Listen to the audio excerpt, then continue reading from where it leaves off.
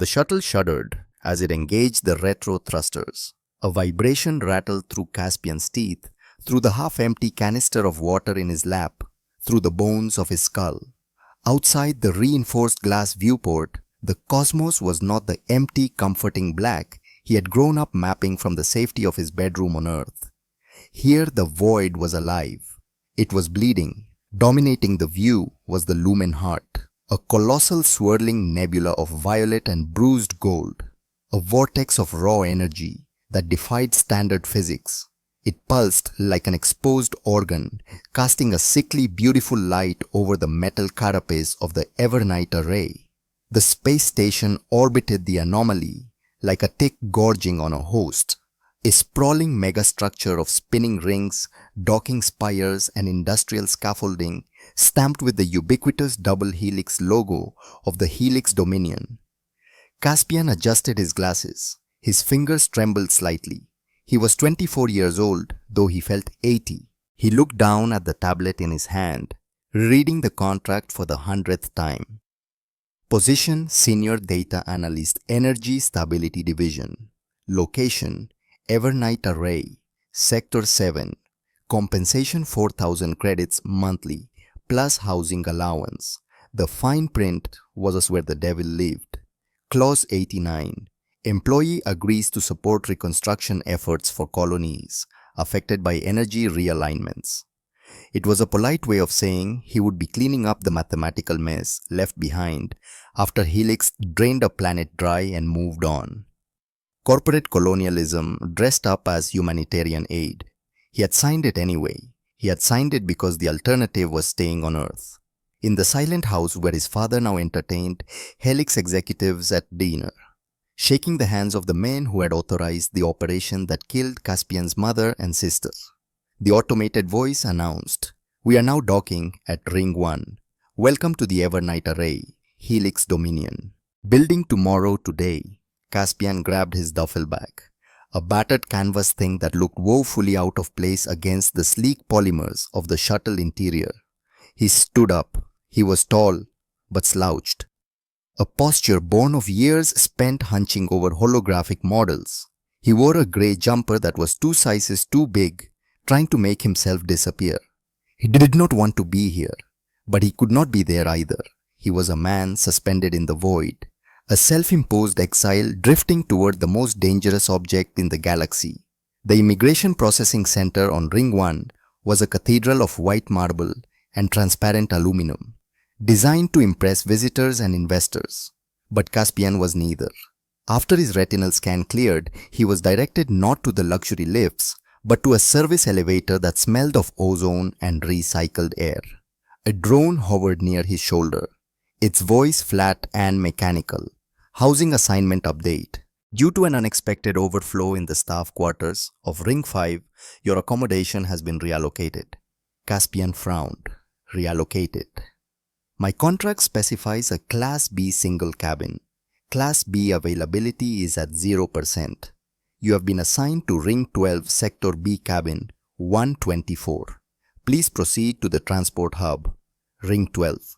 Even back on Earth, reading the obscure forums on the extranet, Caspian had heard of Ring 12. The locals called it the Sink, or the Island of the Abandoned. It was the furthest ring from the Central Command spire where gravity was simulated by spin rather than expensive generators, making it feel slightly too heavy. The elevator ride down was a descent into a different world. The pristine white walls gave way to grey industrial plating, then to panels covered in graffiti, spray painted in languages Caspian's universal translator struggled to parse. The air grew thicker, humid, heavy with the scent of frying oil, exotic spices and wet fur. When the doors opened on Ring 12, the noise hit him like a physical wave. It was a marketplace, a slum, a fortress rolled into one. Neon signs flickered in colors that hurt human eyes. The crowd was a dense river of biology. There were Lupians, wolf-like bipeds, towering over the crowd, their fur matted with grease from the salvage yards, moving with a limping grace that suggested old war wounds. There were nocturnes, pale, elegant vampires who had lost their dark home worlds, now selling synthetic plasma shots from street carts. And everywhere the logos of Helix were scratched out, vandalized, covered with posters of missing persons. Caspian clutched his bag to his chest, navigating the crowd. He was the only human in sight who was not wearing a security uniform. Eyes followed him, yellow eyes, red eyes, eyes with slit pupils. He felt like a lab mouse that had wandered into a wolf den. Near a corner, he passed a makeshift bar where a massive Lupian sat alone. The wolf wore tattered combat armor, with the helix insignia scratched off, but not thoroughly enough. Beneath the gouges, Caspian could still see the faint outline of the double helix. The Lupian stared into a glass of something dark, his ears flat against his skull. His claws scraped slowly against the metal table, leaving thin grooves. Their eyes met for a moment. The wolf looked away, for shame and anger warring on his scarred face. Caspian kept walking. He did not know the wolf's name yet. He did not know that in 3 days, that wolf would try to kill him. Cabin 124. He muttered to himself, checking the directions on his datapad. Just find the room, lock the door, sleep for 12 hours. He found Sector B down a narrow corridor where the pipes leaked steam and the floor was sticky. The door to 124 was standard issue grey metal with a keypad that looked like it had been punched by a fist. He keyed in his code. The light turned green. Finally, Caspian sighed, imagining a small, quiet box where he could be alone. He palmed the door open and stepped inside. He did not find silence. He found chaos. The room was filled with steam. It smelled of lavender soap and hot iron. It was not a single cabin. It was a barracks, cramped and cluttered with unfamiliar gear. And it was occupied. Caspian froze. Standing in the center of the room, illuminated by the harsh bathroom light, was a tall humanoid figure. She had skin the color of polished obsidian, covered in fine velvety fur. Her ears, triangular and tufted, twitched atop a head of wild silver hair. A long, sinuous tail lashed behind her. She was currently in the process of unbuckling a heavy composite chest plate. She was a Nikari, a cat person in the crude parliament of Earth. But there was nothing house cat about her. She was pure predator. Behind her, sitting on a top bunk, was another Nikari with golden fur, meticulously cleaning a sniper rifle that was disassembled on the blanket. She moved with the precise, careful motions of someone who had seen what happened when a weapon jammed at the wrong moment. Her eyes were a warm amber, but there was a hardness to them. The eyes of a field medic who had triaged too many dying soldiers. And hanging upside down from the rafters, typing furiously on a holographic keyboard, was a third one, smaller, with calico markings and oversized eyes that gleamed with mischief. She could not have been more than 19 in human years, just a kid who had learned to hack because it was the only way to survive. Caspian's brain short-circuited. He had walked into a communal changing room, or a nest, or a secret base. Oh God, Caspian squeaked. I didn't. The obsidian Nikari turned. Her eyes were green fire. She saw a human male staring. Pervert the calico one from the ceiling shrieked. Intruder the one with the rifle shouted. Helix spy the obsidian one snarled. Before Caspian could articulate the sentence, I have a housing assignment. The obsidian Nikari launched herself across the room. She moved with a speed that blurred the air. Caspian barely had time to raise his hands before 60 kilograms of muscle and fury slammed into him. They hit the floor hard. The air left his lungs in a wheezing gasp. He was pinned, his back against the cold metal plating. A forearm pressed against his throat. A set of very sharp, very white canines was bared in cozy inches from his nose. Give me one reason not to rip your throat out smooth-skinned. Her ears were flattened against her skull. Naira, wait. Check his teeth. The golden one said, hopping down from the bunk. She did not look angry. Just clinically curious. She was holding a syringe. If he has a venom sac, he is a shapeshifter. If not, I have a sedative that works on humans. Usually, Caspian choked his face turning red. He has got a camera, the Calico one said, dropping from the ceiling and landing silently next to Caspian's head. She was holding a laser soldering pen pointed directly at his eye.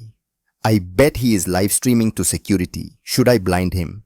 Naira, just a little bit. No blinding yet, Naira growled, increasing the pressure on Caspian's windpipe. Who sent you? Is it the sector warden? Did we miss a payment? Housing. Caspian managed to gasp. Housing assignment. Naira blinked. The pressure eased by a fraction of a millimeter. What? Caspian flailed a hand toward his fallen datapad. Transfer. I live here. Naira looked at Kiri. Check it. Kiri snatched the datapad, her movements twitchy and fast. She tapped the screen with a clawed finger.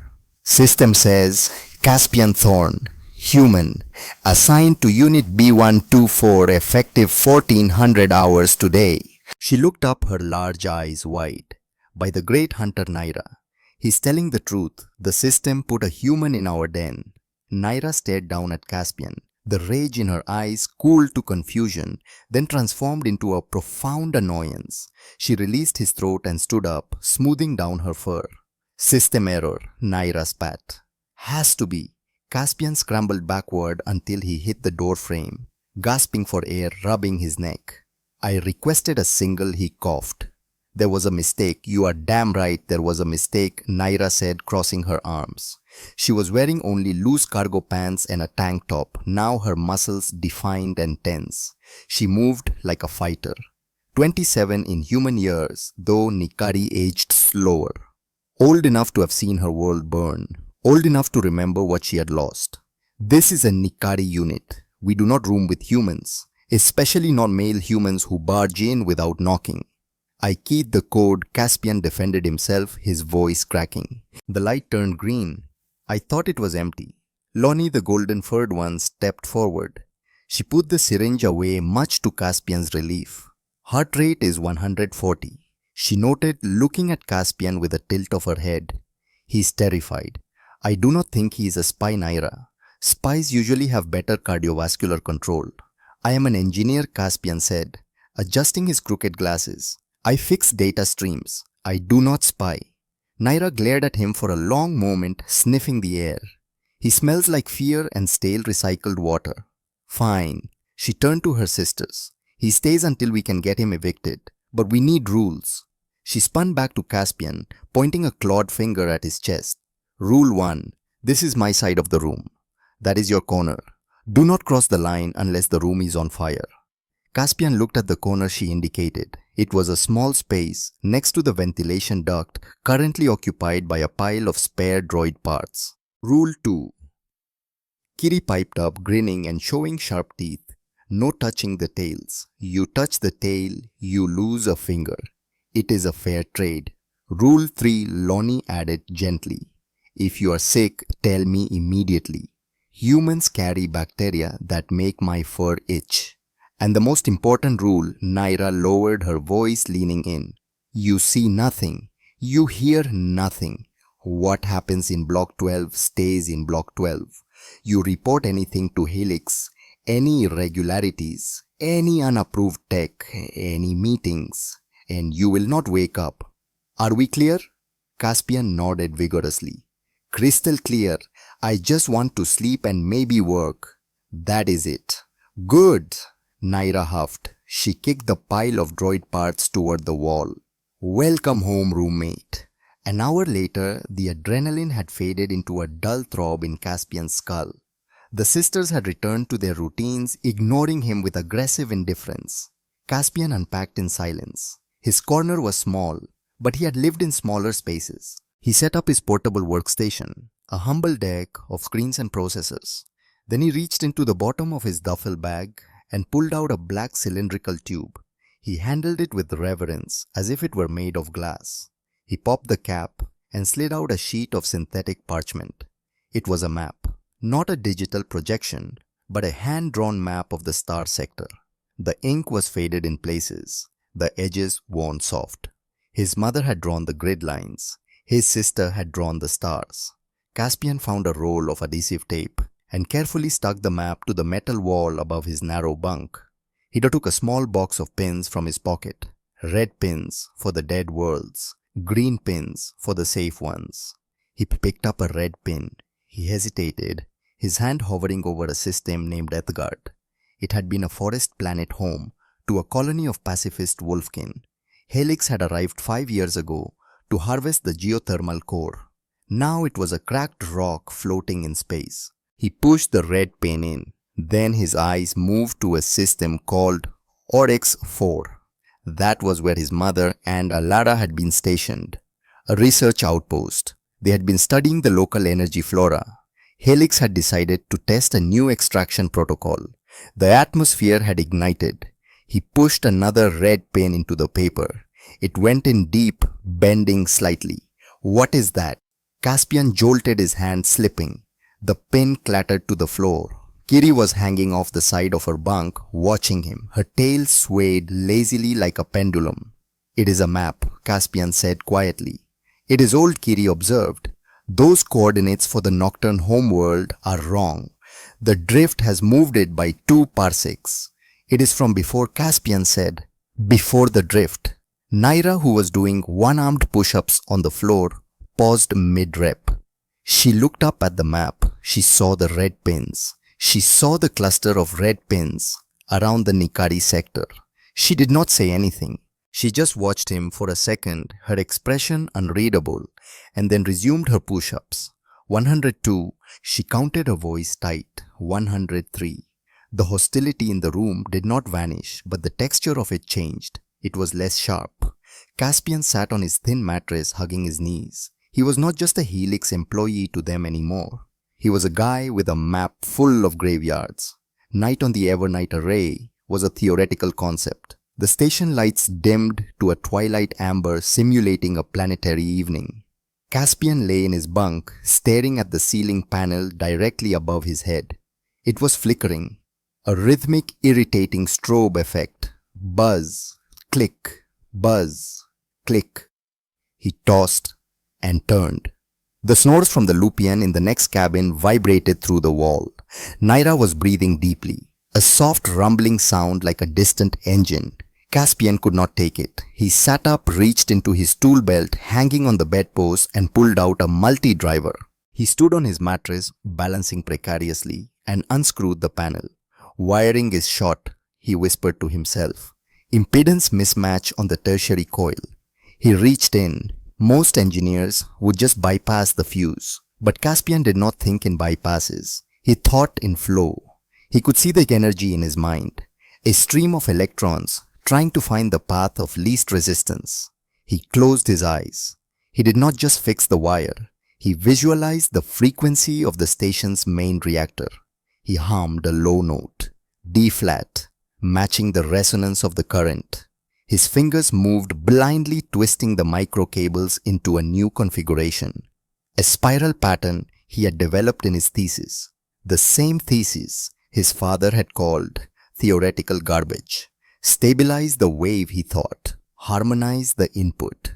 As he twisted the final connection, a spark jumped from the wire to his fingertip.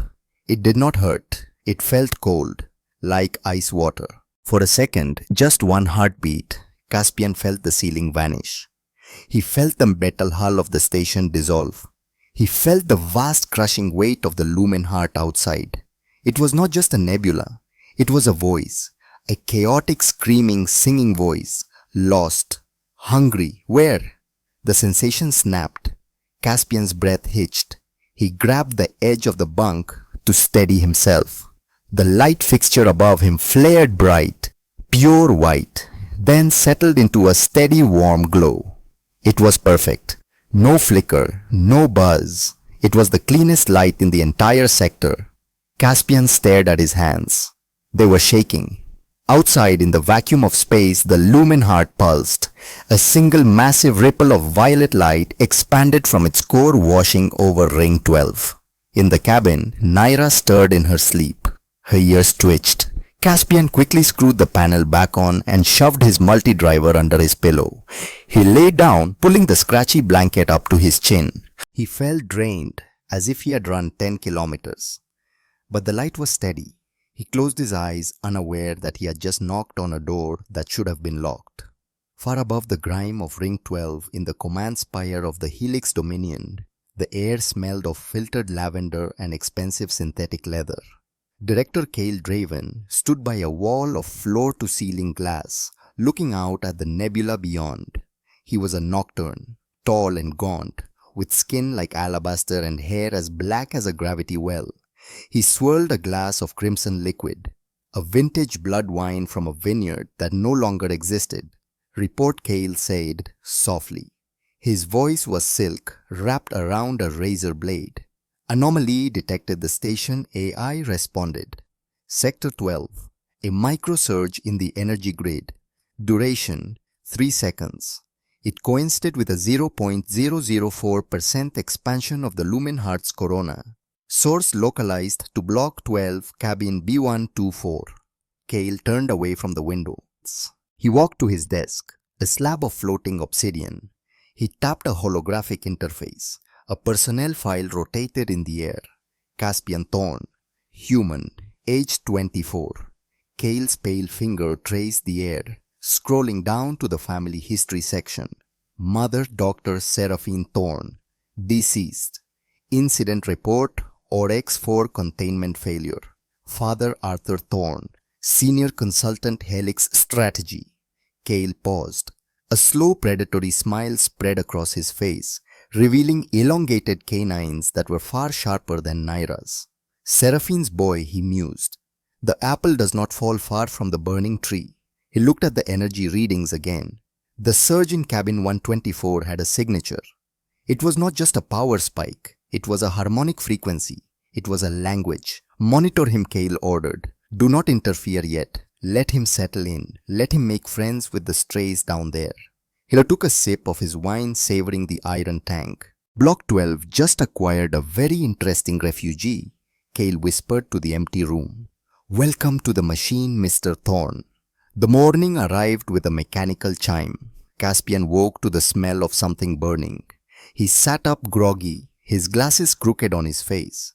In the small kitchenette area, Lonnie was stirring a pot of something grey and viscous on the hot plate.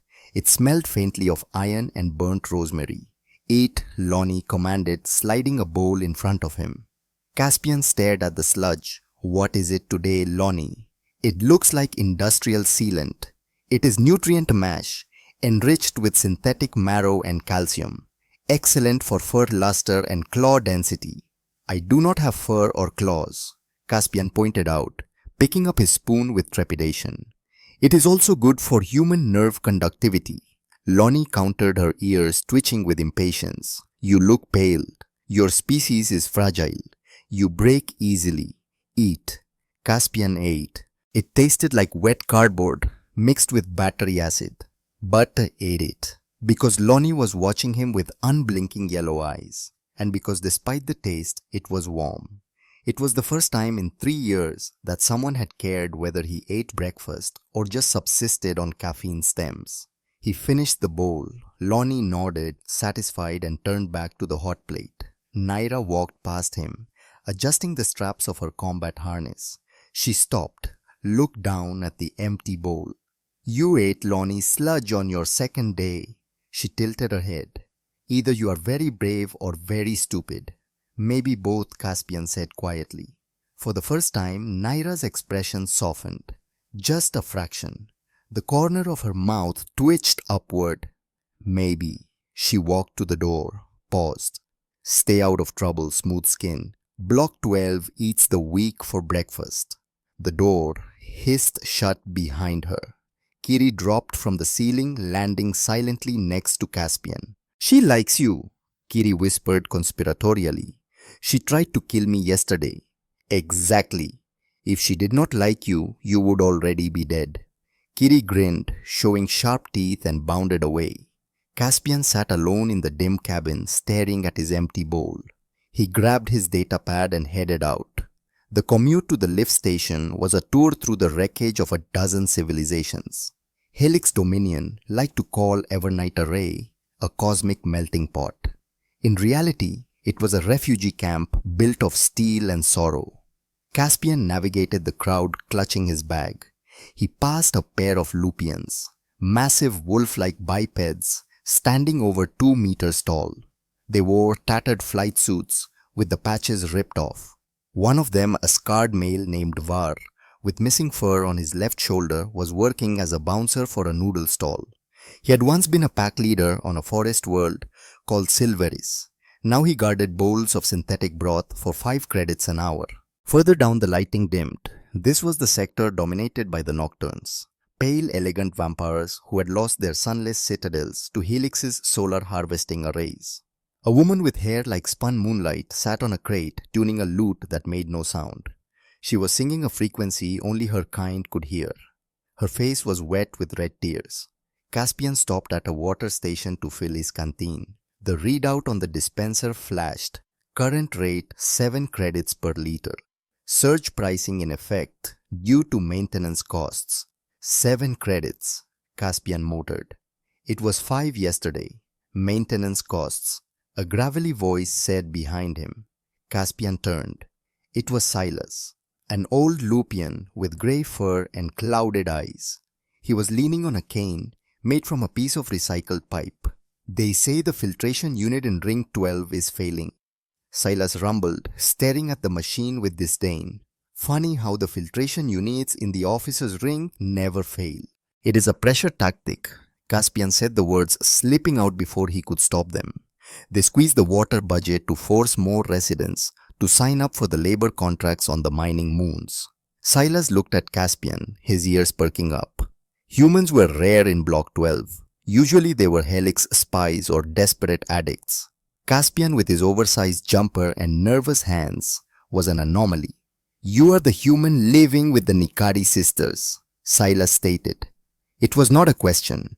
Yes, I am Caspian.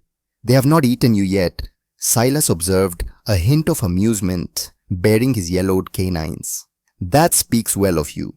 Or perhaps you just taste bad. Lonnie says I lack sufficient muscle mass to be a viable meal, Caspian quipped. Silas laughed, a sound like grinding stones. He reached into his pocket and pulled out a small dried root. He handed it to Caspian. Chew this. It helps with the nerves. You smell like anxiety boy. Caspian took the root. Thank you. We are all strays here, Silas said, tapping his cane on the deck. Even the 2-legged ones without fur. Watch your back, Caspian. Caspian walked away, chewing the bitter root. It tasted of earth. Real earth, not hydroponic gel. He realized then that Block 12 was not just a place where people lived.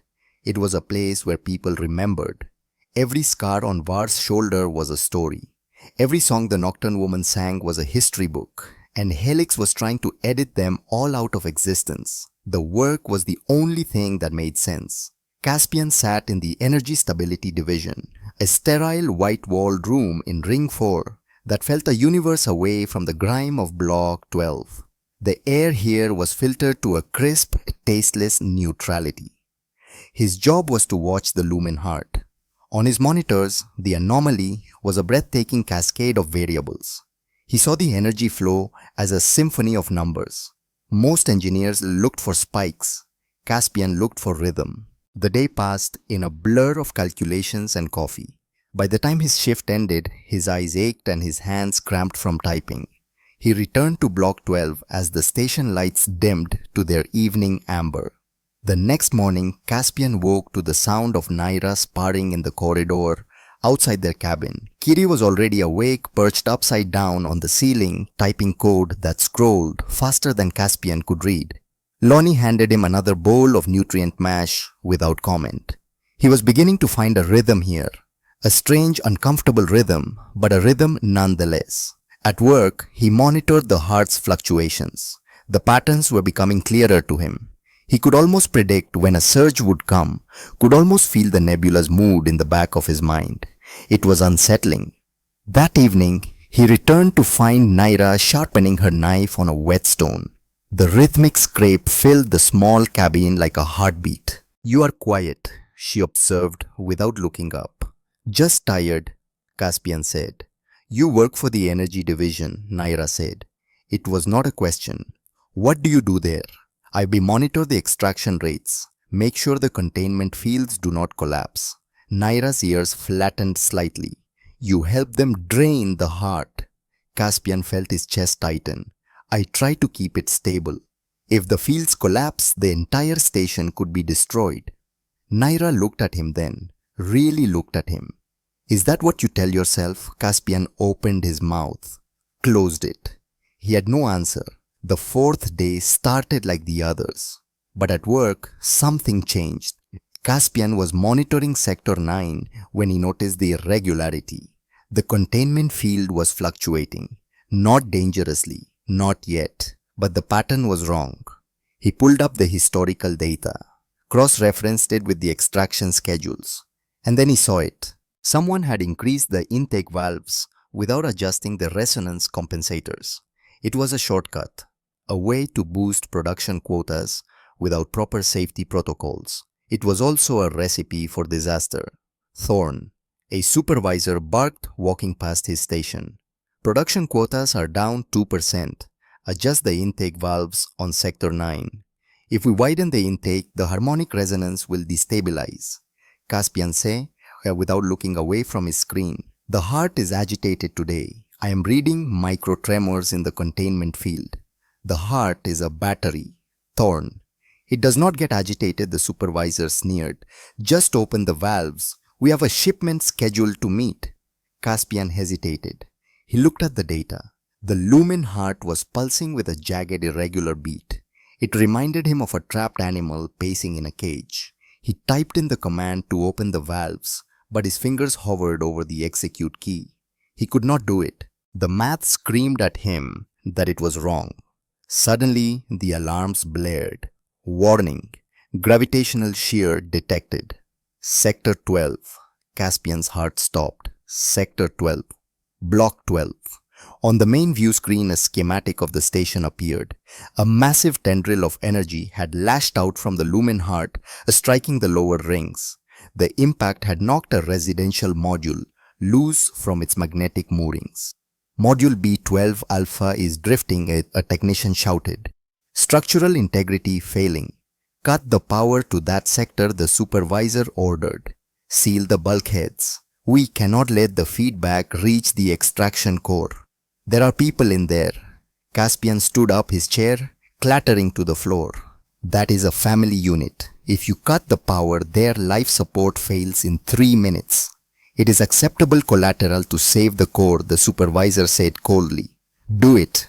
No, Caspian said. He sat back down. His hands flew across his keyboard. He was not authorized to access the magnetic tethers, but he knew the backdoor code. Kiri had showed him a vulnerability in the Helix firewall, just to prove she could find it.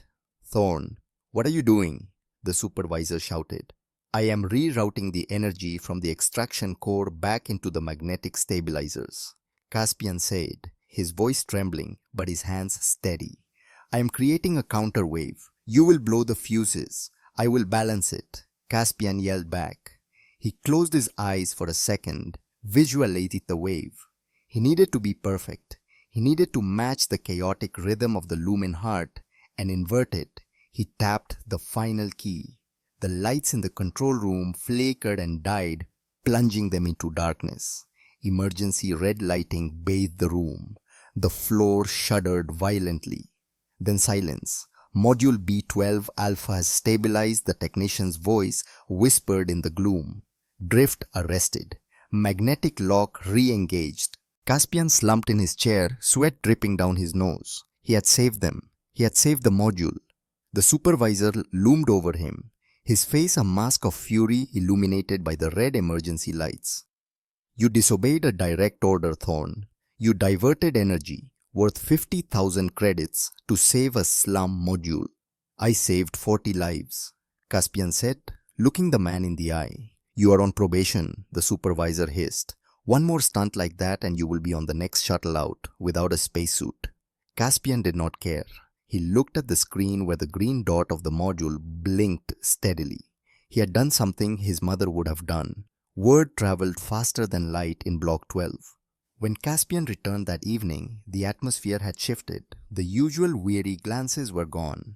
As he walked past the noodle stall, Var, the massive Lupian bouncer, stepped into his path. Caspian flinched, expecting a shakedown. Var looked down at him, his shadow engulfing Caspian. Then slowly, the wolfman placed a heavy clawed hand on Caspian's shoulder.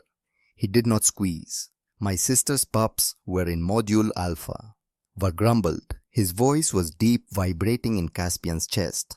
I just did the math, Caspian stammered. You did more than math, little human, Var said. He reached behind him and grabbed a bowl of steaming broth from the stall. He shoved it into Caspian's hands. Eat, on the house. Caspian took the bowl. Thank you. He walked the rest of the way to the cabin with the warm bowl in his hands. People nodded at him. The nocturne singer paused her song and dipped her head. He was not just the human pet of the Nikari sisters anymore. He was the human who had chosen the block over the company. When he entered the cabin, the three sisters were waiting. Naira was sitting on his bunk right under his star map. She did not look angry. She looked impressed and perhaps a little concerned. You have a death wish, Naira said, though there was no heat in her voice. Redirecting core power. Helix executes people for less. I could not let them drift, Caspian said, setting the noodle bowl down. I just felt the wave. I knew I could catch it. You are an idiot, Kiri said from the ceiling, but she dropped a chocolate bar onto his head. It was real chocolate, not synthetic, a rare treasure. Good job, idiot. Lonnie was checking his pupils with a pen light. Adrenaline levels are still high, but you are intact. Come sit, we need to talk. They sat on the floor in a circle, a ritual they usually excluded him from. Tonight they made space. We heard what happened, Naira said quietly. The supervisors wanted to cut the line. You stopped them. They called it collateral. Caspian said bitterly. Just numbers. That is all we are to them, Naira said. Her gaze drifted to the small porthole window. When Helix came to my world, to the star forest of Nikar, they said the same thing. They said our trees were inefficient energy absorbers. They burned the forest to clear the way for their collectors. Caspian looked at her. He saw the pain etched into the sharp angles of her face. My mother, he whispered. She died on Oryx 4. Helix was testing a new extraction method. They overloaded the planetary core. They called it an unforeseen geological event. But I saw the data. They knew the risks. They just did not care. Naira turned to him. Her green eyes locked with his. In that moment, the species barrier evaporated. They were just two children standing in the ashes of their homes. We are the same, Naira said softly. She reached out and for the first time touched his hand without aggression. Her paw was warm, the pads rough but gentle. We are both ghosts, Caspian. Caspian did not pull away. He laced his fingers through hers. Ghosts can still haunt the house, he said. Naira smiled. A small sad thing that transformed her face. Yes, we can. From the shadows of the top bunk, Kiri watched them, her eyes narrowing. She was not looking at their hands. She was looking at a data pad in her lap. On the screen a graph was scrolling. It showed Caspian's brainwave patterns from earlier that day overlaid with the fluctuation data of the lumen heart. The lines matched perfectly. Lonnie, Kiri whispered, tapping her sister's arm. Look at this. Lonnie leaned in her ears, swiveling. She studied the data. Impossible. A human brain cannot synchronize with a stellar anomaly. The psychic pressure would liquefy his cortex. He is not liquefying, Kiri whispered back. He is resonating. When he thinks about the lost worlds, the heart answers. Lonnie looked at Caspian, who was still holding Naira's hand talking about star maps. The heart remembers, Lonnie murmured, and somehow it remembers him. The next morning the summons came. It was not a digital message, it was a person. A pristine chrome-plated droid floated up to Caspian while he was eating lunch in the canteen. Mr. Caspian Thorne, Director Cale Draven requests your presence for a performance review. Immediately, the canteen went silent. Var stopped chewing his bone. Naira, who was sitting next to Caspian, stiffened her hand, dropping to the concealed knife in her boot. It is okay, Caspian said, standing up.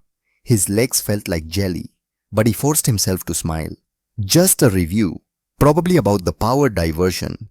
Do not sign anything, Naira hissed. And do not drink anything. Caspian followed the droid to the upper rings. The ascent was a journey through the class strata of the station. The grey steel turned to white polymer, then to plush carpet and real wood paneling. Director Kale's office was a sanctuary of wealth. The walls were lined with books, real paper books. A classical symphony played softly in the background. The view was unobstructed, but Caspian kept his eyes away from the swirling nebula beyond. He did not want to feel its pull, not here. Kale Draven sat behind a desk made of black glass. He did not look like a monster, he looked like a statesman. Mr. Thorne, Kale said, his voice smooth and cultured. Please sit. Would you like some coffee? It is Arabica beans grown in the hydroponic gardens of Ring 1. Water is fine, Caspian said, remembering Naira's warning. He did not sit. Kale smiled, revealing the tips of his fangs. A man of caution. I admire that. He tapped the desk and a holographic display appeared.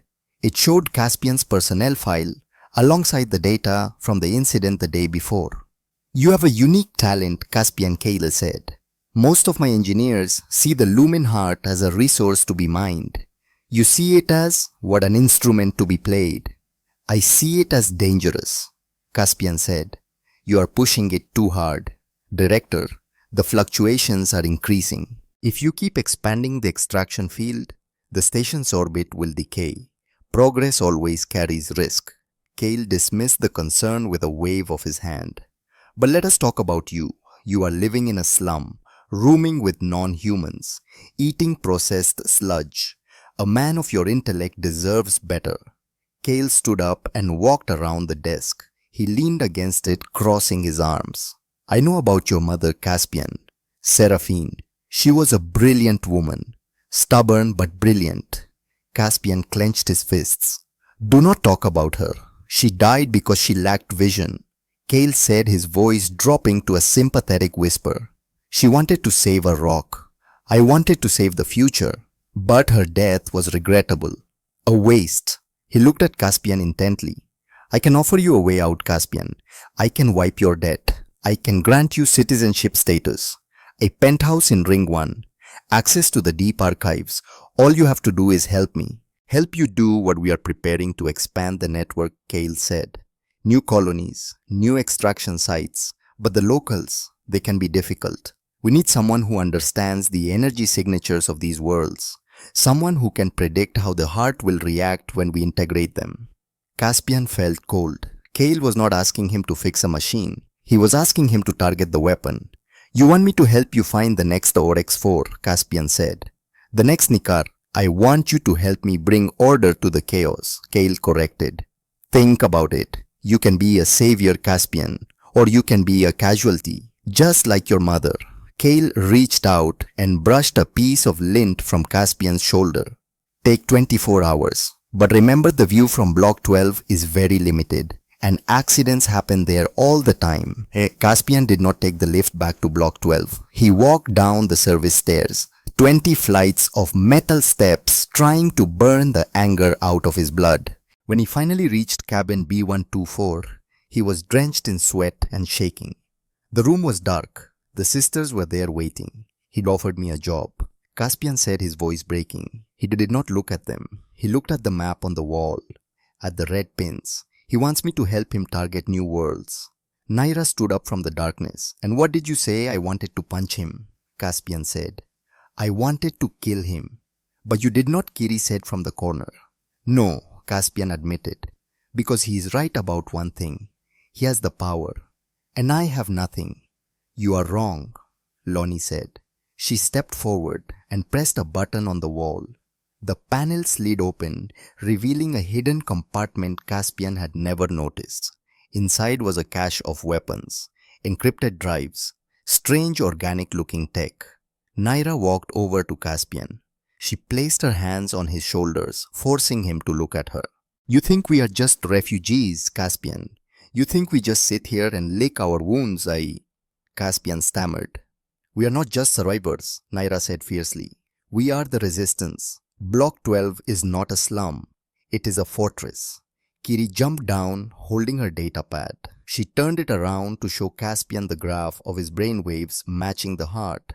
And you, Kiri grinned, her teeth sharp in the gloom, are the key we have been waiting for. You are not just a nerd, Caspian. You are a whisperer. The heart talks to you. Caspian looked at the data. He looked at the weapons. He looked at the three sisters who had taken him in when the universe had spat him out. He realized then that Kale had made a mistake. He had tried to buy Caspian with comfort. But Caspian did not want comfort. He wanted revenge. And more than that, he wanted to protect the family standing in front of him. Caspian reached up and took the pin out of HFY on his map. He held it in his hand, the sharp point digging into his palm. "Show me," Caspian said. "Show me how we fight him." Naira smiled. It was a dangerous, beautiful smile. "Welcome to the pack, Caspian," she said. The lights in the cabin flickered, not from a fault, but because outside the nebula pulsed, a deep resonant violet, as if acknowledging the declaration of war. The hidden compartment in cabin B124 smelled of ozone and old hope. It was cramped, lit only by the holographic glow of Kiri's stolen server node. Caspian sat cross-legged on the floor, his knees touching Naira's. Lonnie was adjusting a metallic headset that looked like a crown of thorns made from copper wire and fiber optics. "This is the neural bridge," Lonnie explained, her voice steady but her ears flattened with worry.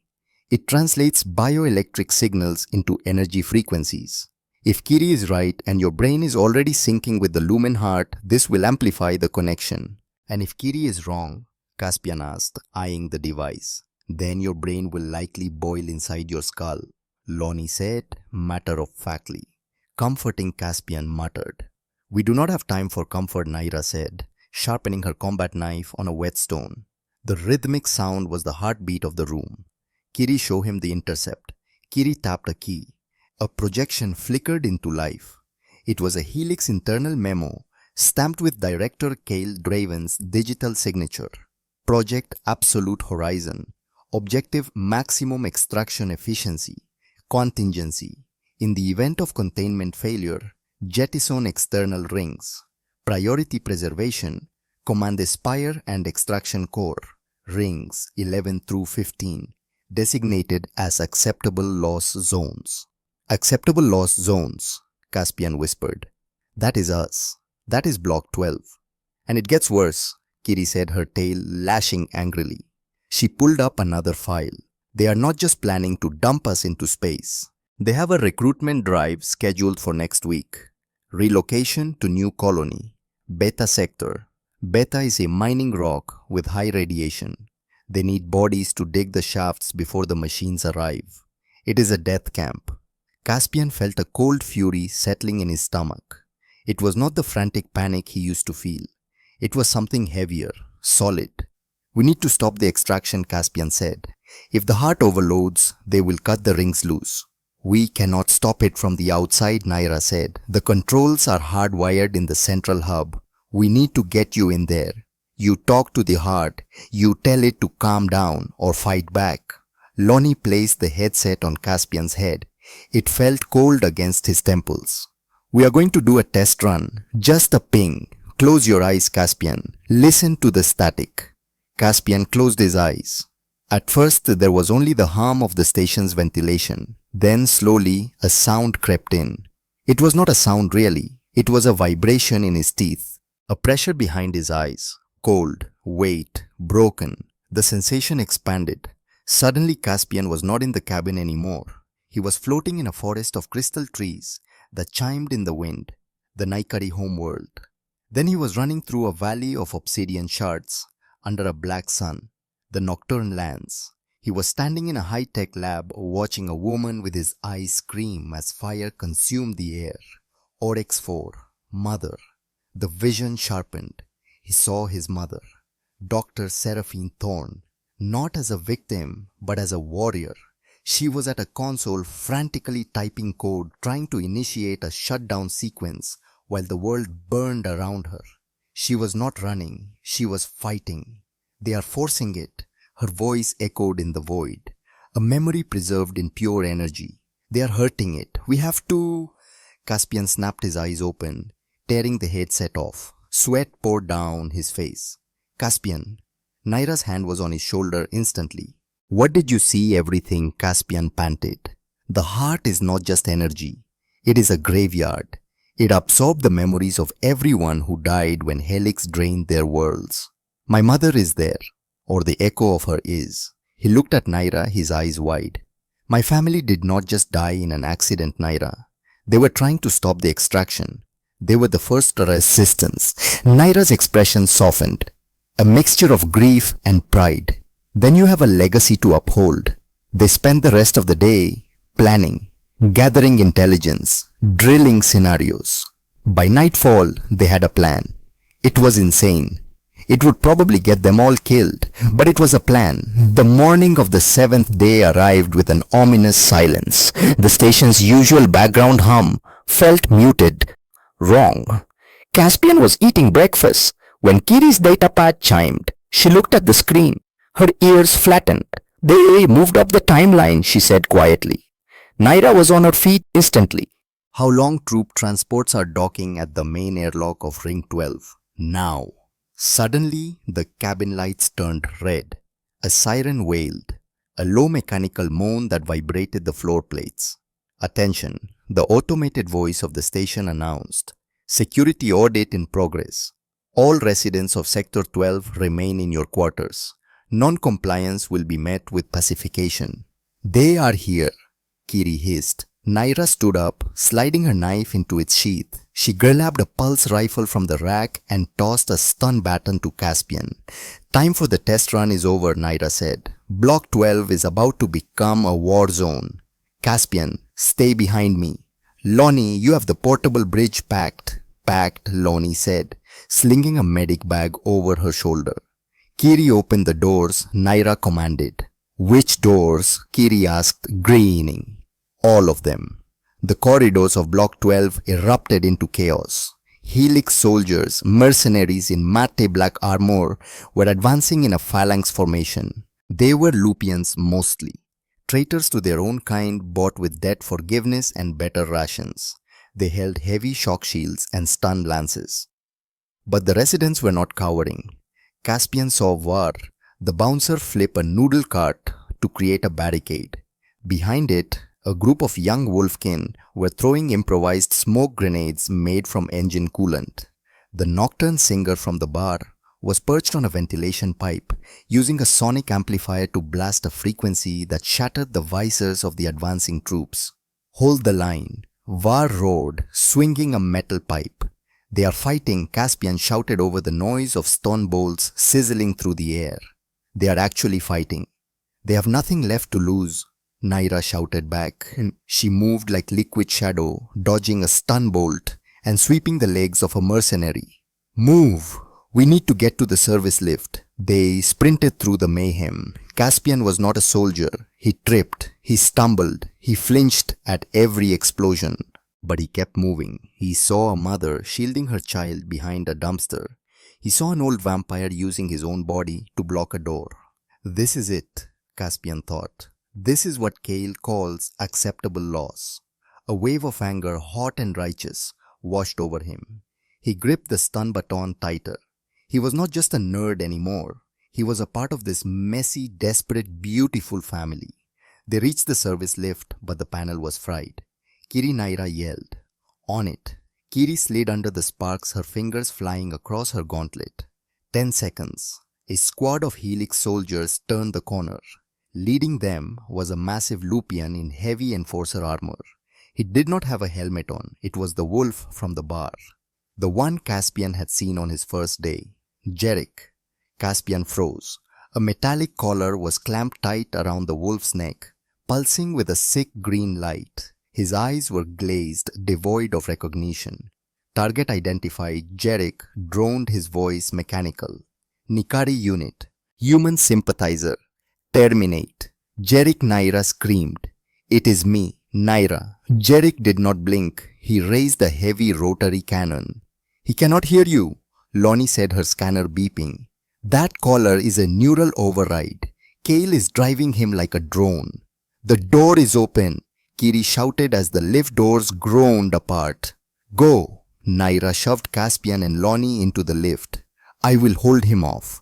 No, Caspian grabbed Naira's arm. You cannot fight him alone. He is a tank. He is my friend. Naira said, her eyes wet but fierce. I have to try. Go to the hub. Stop the heart. If you do not, this whole fight means nothing. She pushed Caspian back. The doors began to close. Wait! Caspian jammed the stun baton into the gap, forcing the doors to retract. We are not leaving you. We do this together or we do not do it at all. Naira stared at him. She saw the stubborn set of his jaw. The same stubbornness his mother had when she defied a corporation. Fine, Naira growled. But do not die. It would look bad on my performance review. They stepped out of the lift to face Jerick. The corridor was narrow, lined with exposed conduits. The air was thick with smoke. Jerick charged. He moved with terrifying speed for his size. Naira met him, not with force but with agility. She slid under his swing, kicking at his knee. But the armor absorbed the blow. Jerick backhanded her, sending her crashing into the wall. Naira Caspian shouted. Jerick turned the rotary cannon toward Caspian. The barrel began to spin. Caspian did not run. He looked at the collar on Jerick's neck. He looked at the conduits on the walls, and he felt the hum of the lumen heart vibrating through the station's hull. Lonnie, the headset, Caspian yelled. Lonnie threw him the neural bridge. Caspian jammed it onto his head. Kiri, patch me into the station's gravity grid for this sector. Are you crazy? Kiri shrieked, dodging a piece of debris. That will crush us. Just do it. 5% fluctuation. Now. Caspian closed his eyes. He reached out with his mind. Not to the station, but through it, to the heart outside. Help us. He projected the thought. Help him. The lumen heart roared in his mind. It was a cacophony of voices, but Caspian focused on the rhythm. He found the frequency of the gravity stabilizers in the corridor. Now Kiri. Kiri slammed the command. Gravity in the corridor lurched. For a split second, up became sideways. Jerick mid-charge lost his footing. His heavy armor, designed for stability, became a liability. He crashed into the ceiling, then slammed back down to the floor. As gravity normalized it, bought Naira enough time to recover. She leapt onto Jerick's back, trying to pry the collar off. Jerick, wake up, she screamed. Jerick roared, grabbing Naira by the vest and throwing her across the hall. He stood up, shaking his head. The green light on his collar pulsed faster. Neural limit disengaged and Jerick's mechanical voice said, execute lethal force. He raised a vibroblade aiming for Naira's chest. She was dazed on the floor, unable to move. No. Caspian screamed. He did not think. He did not calculate. He ran. He ran straight at Jerick, not to tackle him. Caspian weighed 70 kilos soaking wet, but to touch him. He reached out and grabbed the power conduit on the wall with his left hand. Sparks flew, burning his palm. With his right hand, he lunged and grabbed the neural collar on Jerick's neck. Lonnie cranked the headset to maximum. Caspian yelled. It will fry your brain, Lonnie cried. Do it. Lonnie turned the dial. Caspian became a conduit. He channeled the raw chaotic energy of the lumen heart, pulled from the void through his own nervous system, and slammed it into the neural collar. White light blinded him. He felt every nerve ending in his body catch fire. He heard his mother's voice, Naira's voice, the screams of a dying world. Break the chain. The collar on Jerick's neck exploded in a shower of sparks and plastic shards. Jerick convulsed, dropping the blade. He fell to his knees, gasping, his eyes rolling back in his head. The green light faded, replaced by the natural amber of his irises.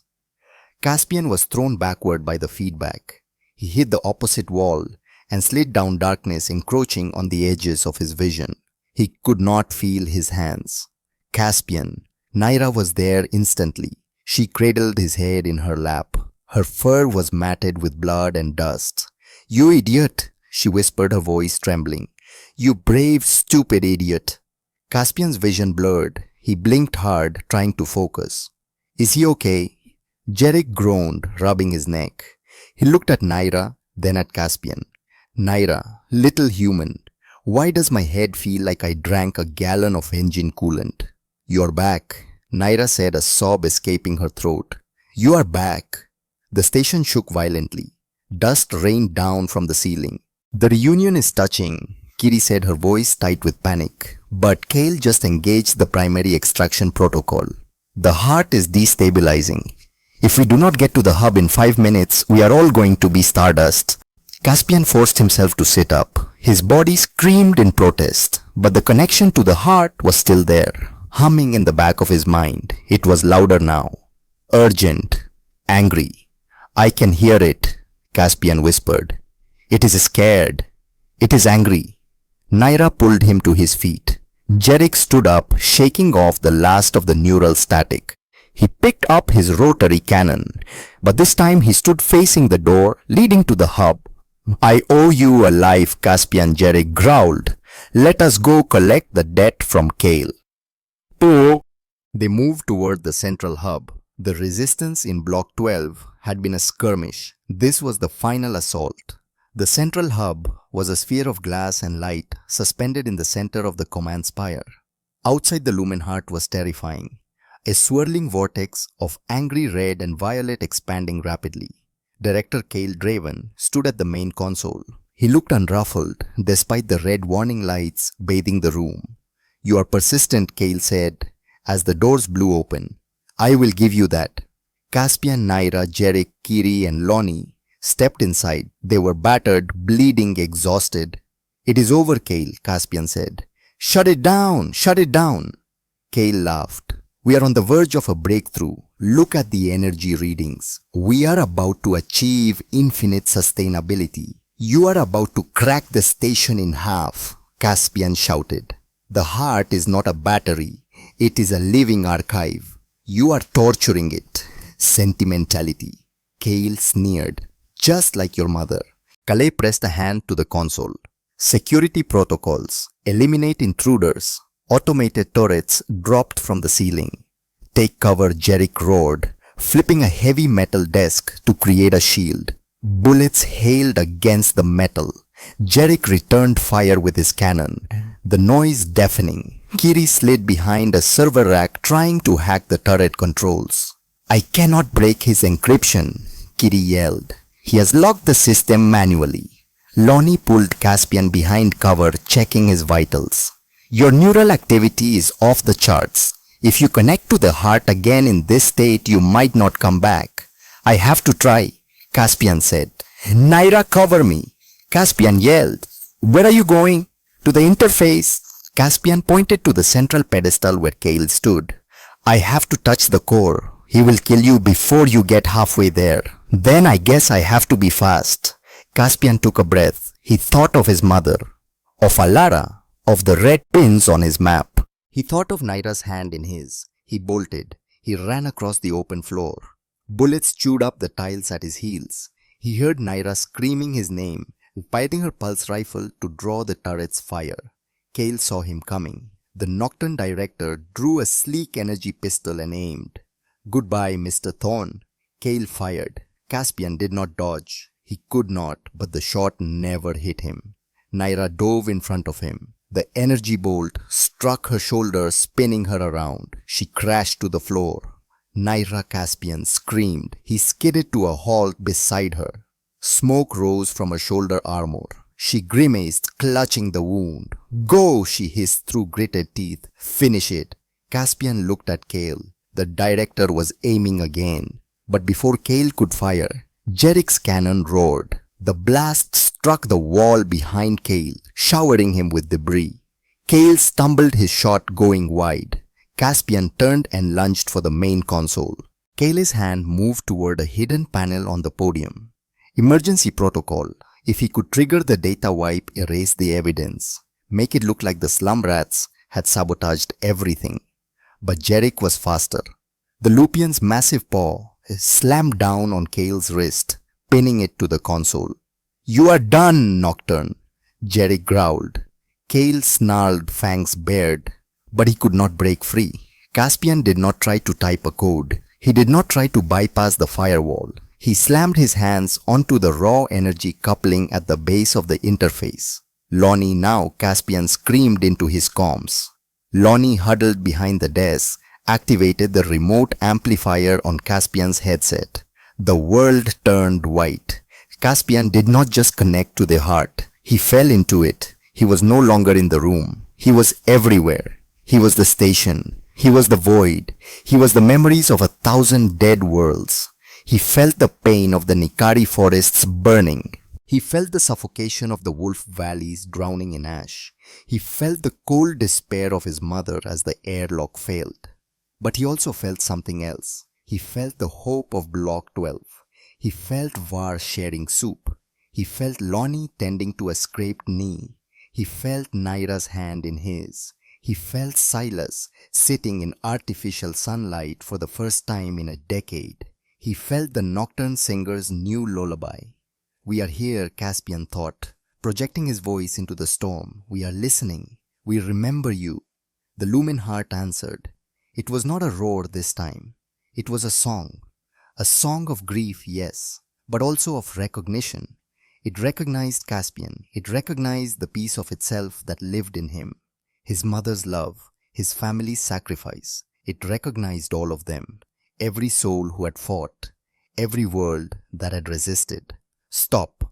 The command did not come from Caspian. It came from the heart amplified through Caspian's voice. The shock wave blasted out from the console. It did not destroy the room. It passed through the walls, through the hull, into the machinery.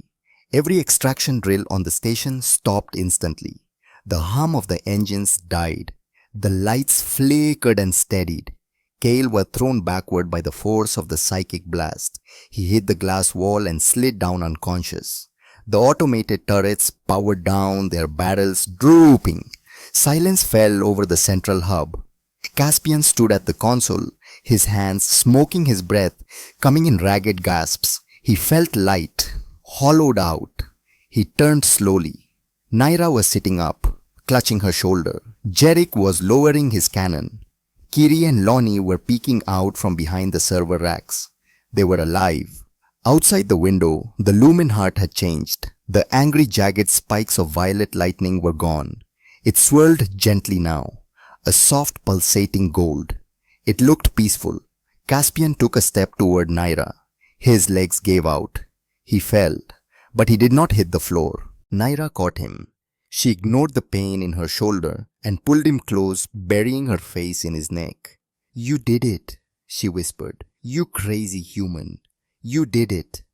Caspian leaned against her, listening to the steady beat of her heart. It was the best sound in the universe. "We did it," Caspian murmured. He looked out at the nebula one last time before his eyes closed. He heard the voices fading, settling into a quiet murmur in the back of his mind. "Rest now," the heart seemed to say. "You are home." The hearing chamber was located at the very apex of the command spire. A circular room with walls of transparent aluminum offering a panoramic view beyond. Today, the nebula was calm, swirling with soft veins of gold. The council members sat on a raised dais. 5 individuals representing the major corporate interests and the nominal government. Today, they were not bored. Today, they were paying attention. Director Cale Draven stood at a podium in the center of the room. He wore a crisp black suit. A pristine white bandage wrapped around his forehead was the only sign of the conflict 3 days prior. He looked every inch the aggrieved victim. "Honorable councillors." Cale began, his voice amplified to fill the chamber. "The evidence is irrefutable. The logs from Sector 12 show a deliberate tampering with the containment field.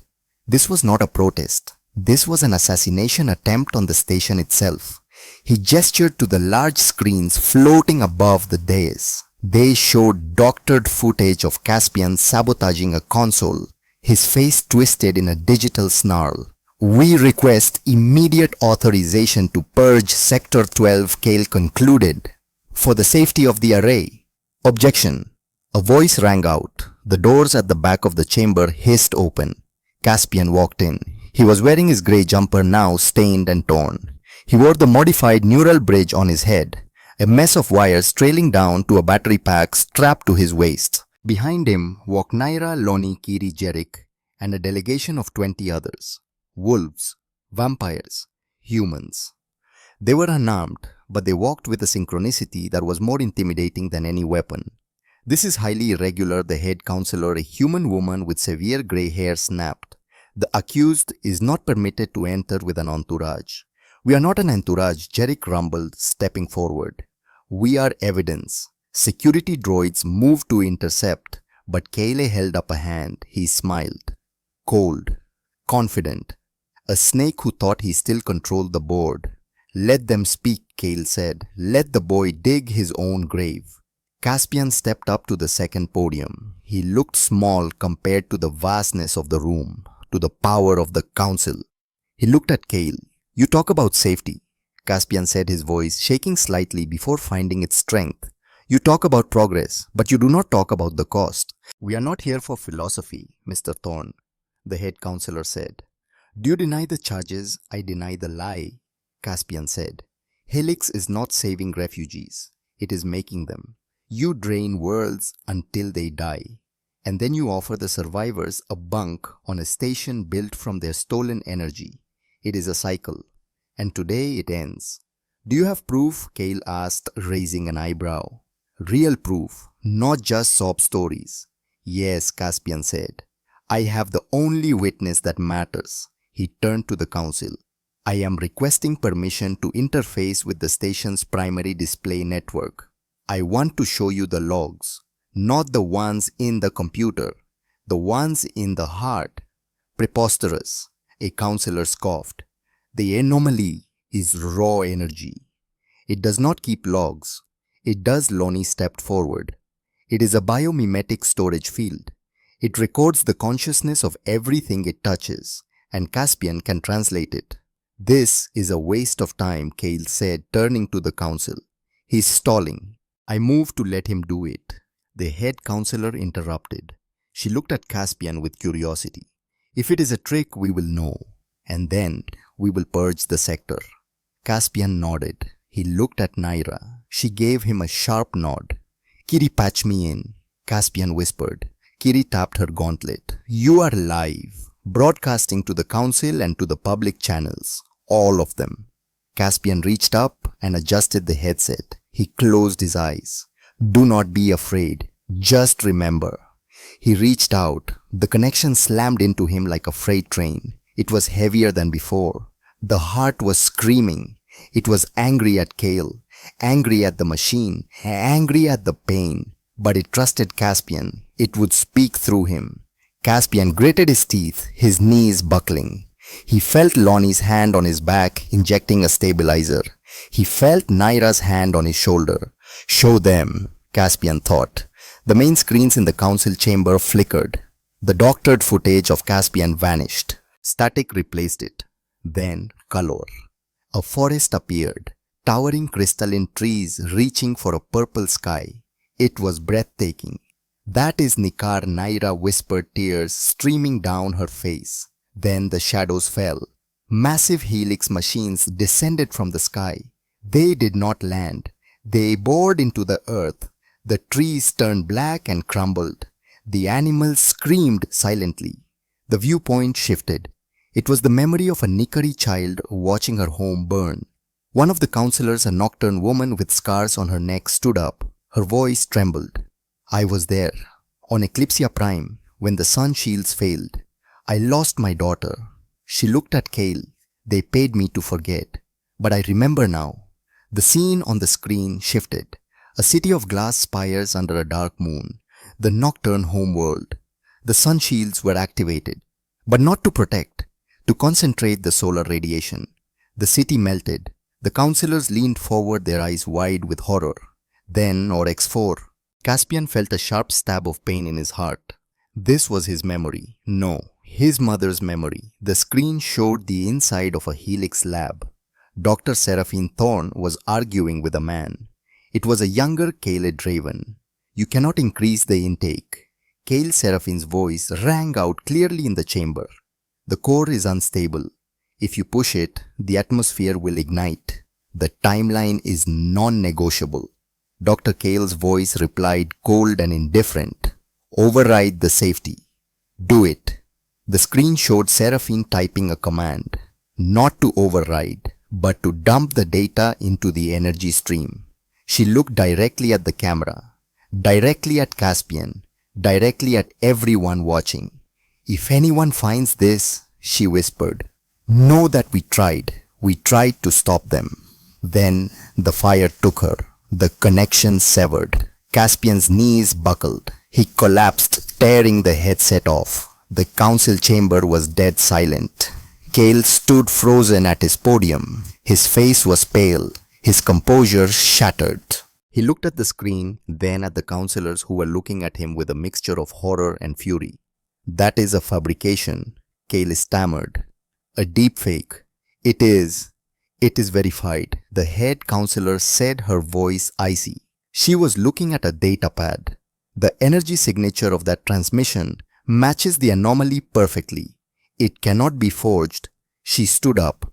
Director Draven, you are hereby relieved of command, pending a full inquest into Class A crimes against sentient life. You cannot do this, Kale shouted, backing away. I am Helix. I am the future. The board will never. The board does not run this station. The head councillor cut him off. This council does, and we just saw what your future looks like. You are finished, Jerick growled, stepping forward. Two security droids moved, but not toward Caspian. They moved toward Kale. As the droids flanked the disgraced director, Caspian felt a hand pull him up.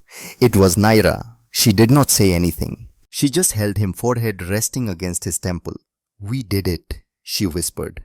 Caspian looked out the window. The lumen heart was glowing softly. It felt lighter, as if a weight had been lifted from the universe. Caspian stood by the large viewport in the common room of cabin B124.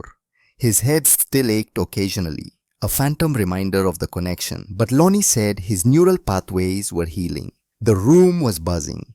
Kiri was teaching a young wolf how to code. Jerick was arm wrestling a vampire and losing, much to everyone's amusement. Lonnie was organizing a shipment of real medicine that had just arrived from a relief cruiser, supplies that Helix had been hoarding in the upper rings for years. Down the corridor, Var had opened a real restaurant. The sign read Alpha's Kitchen, in memory of those we almost lost. The noodles were still terrible, but they were served with pride.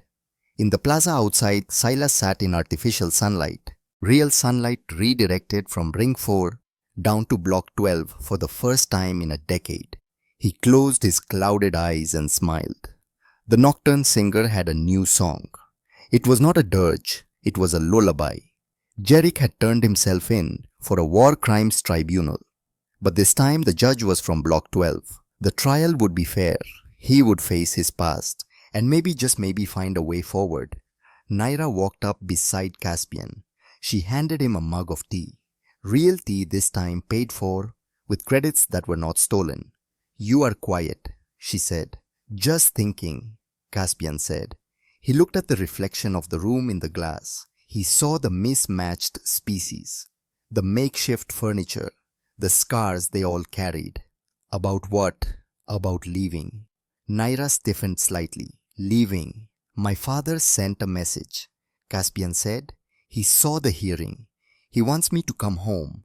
He says he can get me a job at a research institute on Earth. Safe. Quiet. Naira did not look at him. She looked at the stars beyond the viewport, and I realized something Caspian said. He turned to face her. I realized that I do not know where that is anymore. Where is Earth now? Where home is? He reached out and took her hand. I looked at the map today, the one with the pins, and I realized I stopped looking at Earth a long time ago. I have been looking here. Naira's ears twitched. A slow smile spread across her face. So you are staying in the slum with the leaky pipes and the smell of wet fur.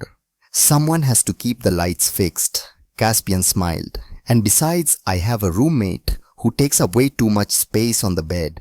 I need to defend my territory. Naira laughed, A sound that was pure joy. She leaned up and kissed him. It was not a tentative kiss like the first time. It was a promise. You are a terrible roommate, Caspian Thorn. She whispered against his lips. I know, Caspian said, but I am learning.